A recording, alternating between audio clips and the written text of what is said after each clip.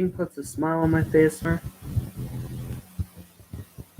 than watching the good old classics. This 5 days of holidays, we're going to start by knocking out all the classic ones that everybody knows. That way I can do more obscure stuff in the near future. And to start, we're going to have a little Rankin Bass Mini-Thon. This is 7, count them, 7 reviews of the Rankin Bass classics, including all 3 that are pictured here.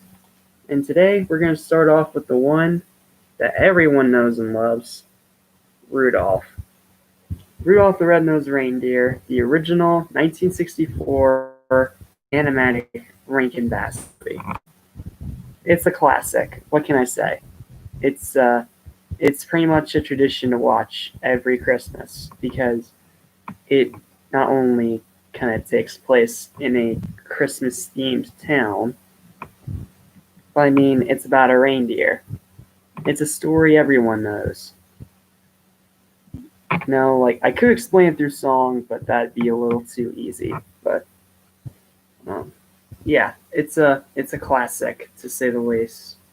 The original Rudolph the Red-Nosed Reindeer is one of the most beloved, well-known Christmas movies out there, and one of the best movies Rankin Bass has ever done.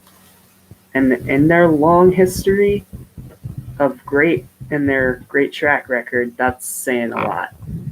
Now, is it flawless? Is it like a 10 out of 10 movie, like the star on the top of a Christmas tree? Well, both yes and no. Let's start off with something here. Yes, this movie is kind of dated. I get that this was one of Rankin Bass's very first projects, but the stop motion is very good. Don't get me wrong; it's very, very good.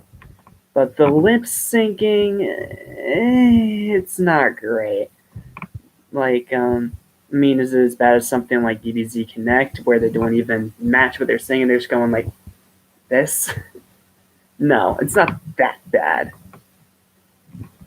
But it is, and it does have a lot of. It's very old. It's a very aged movie, but I kind of feel like that's also the part that gives it its charm. It's like a relic of the past, a relic of a past that has been beloved for generations. Kids love it, adults love it, everyone loves Rudolph, and there's a reason for it. It's funny, it teaches a good lesson to kids, its animation is really great for its time, and it still, for the most part, holds up.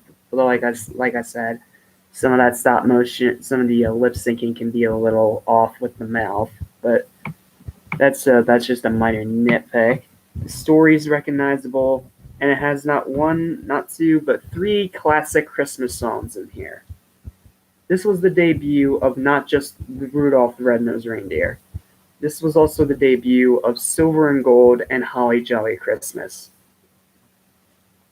2 more incredibly classic Christmas songs that everybody knows. So I don't really think I need to say much more than that. But it's a great movie, to say the least. It's still, you know what?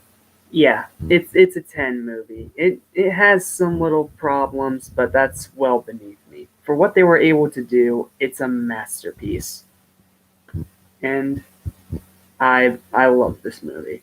I love this movie, and if you haven't already seen this movie, you need to. It is a genuine cult classic that needs to always be put on a pedestal, like a really high pedestal. But is it, in my opinion, the best movie Rankin Bass has done? No, it's actually not. There's one that's even better, which happens to be our very next review. One that's very heartwarming, as well as something that Rankin Bass doesn't do that often, at least originally. And of course, he's another recognizable character that we all know and love. So yeah, and I think you guys know where I'm going. We started with Rudolph, so now we gotta go to his buddy. So tune in next time where we start a massive marathon of Frosty the Snowman. Another true cult classic of the season. Until then, thank you guys for watching, and I'll see you guys tomorrow for Frosty the Snowman. Till then, be merry, have fun, be safe, and take care.